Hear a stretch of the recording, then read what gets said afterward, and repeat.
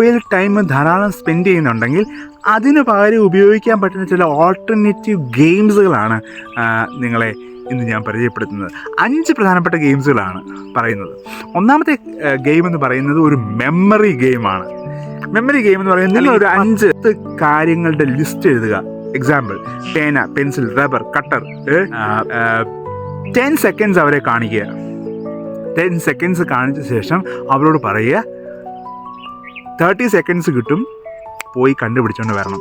2 കുഞ്ഞുങ്ങളുണ്ടെങ്കിൽ ഒരു കോമ്പറ്റീഷൻ വെക്കാം, അടി ഉണ്ടാകരുത്, കോമ്പറ്റീഷൻ വെക്കാം. അങ്ങനെ അവർ ഒരു മെമ്മറി, അവരുടെ മെമ്മറി ബിൽഡ് ചെയ്യുകയാണ്.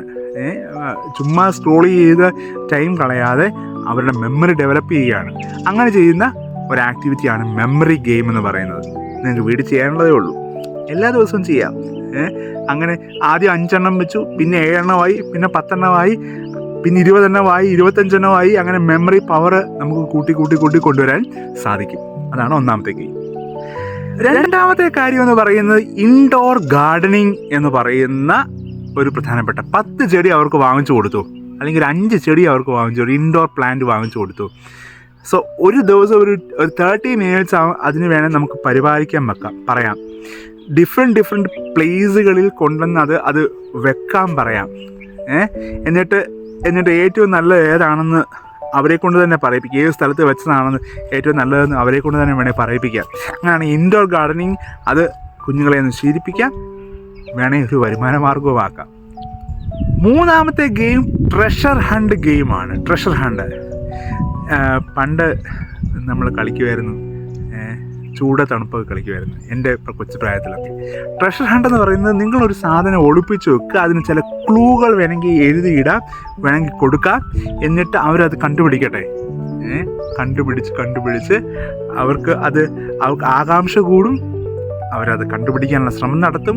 ചിലപ്പോൾ അവർക്ക് ദേഷ്യം വരും, വികാരങ്ങളെയൊക്കെ പുറത്ത് തള്ളാനൊക്കെയുള്ള ഒരു ഓപ്പർച്യൂണിറ്റി അവർക്ക് കിട്ടും.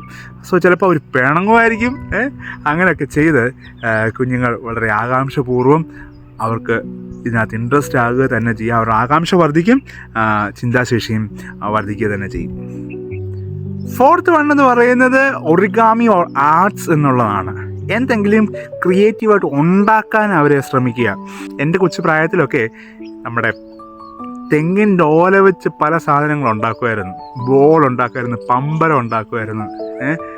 ഞാനാണെങ്കിൽ തെങ്ങിൻ്റെ ഓലയുടെ മടൽ വെച്ച് പലതരത്തിലുള്ള ബസ്സുകൾ, എനിക്ക് ബസ് ഭയങ്കര ഇഷ്ടമാണ്, പലതരത്തിലുള്ള ബസ്സുകൾ ഉണ്ടാക്കുമായിരുന്നു.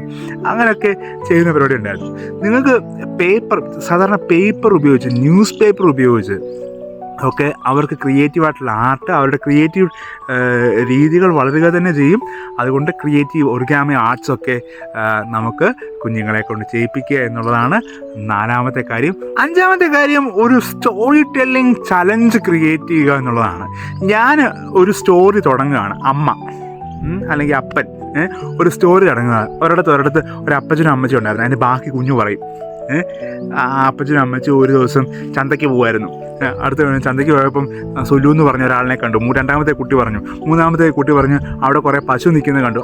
നോക്കി, അത് വേണമെങ്കിൽ നിങ്ങൾക്ക് റെക്കോർഡ് ചെയ്ത് വെക്കാം. എന്നിട്ട് അവരുടെ ഇമാജിനേഷൻ ലെവൽ ഏതൊക്കെ തരത്തിൽ പോയി കഥ ഏതൊക്കെ തരത്തിൽ പോകുന്നു എന്നുള്ളത് നമുക്ക് മനസ്സിലാക്കാൻ തീർച്ചയായിട്ടും സാധിക്കും. അതുകൊണ്ട് കുഞ്ഞുങ്ങളുടെ ഇമാജിനേഷൻ ഒന്ന് വർദ്ധിക്കുന്നതിനും അവരുടെ ഫോണെന്നുള്ള ഒരു സാധനം അവർ മറന്നു പോകുന്നതിനും ഒക്കെ ഈ ഒരു സ്റ്റോറി ടെല്ലിംഗ് ചെയിൻ ആർട്ട് അല്ലെങ്കിൽ ചെയിൻ ചലഞ്ച് കൊണ്ട് സാധിക്കുന്നു എന്നുള്ളത് ഇമ്പോർട്ടൻ്റ് ആണ്.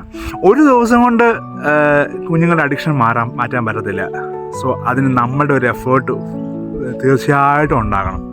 മാതാപിതാക്കളെ, നിങ്ങൾക്ക് അതിന് സാധിക്കും, അതിന് കഴിയും. Thank you very much.